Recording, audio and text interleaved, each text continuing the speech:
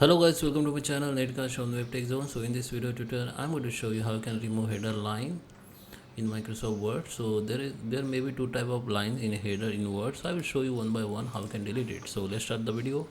And at the end, if you like this video, hit the like button, subscribe my channel, and don't forget to comment video. So let me start with the video.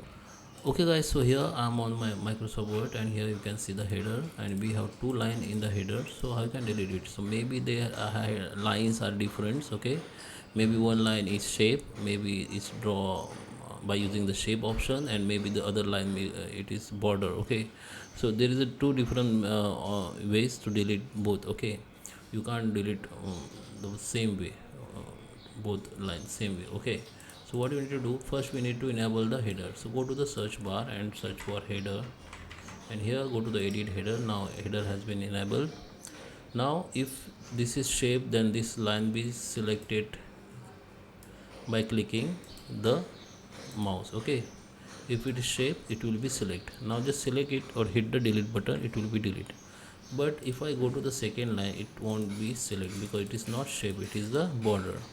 So this border you can delete. Simply go to the home, and under the paragraphs option you can see this that border option. Just click this down arrow and select the no border.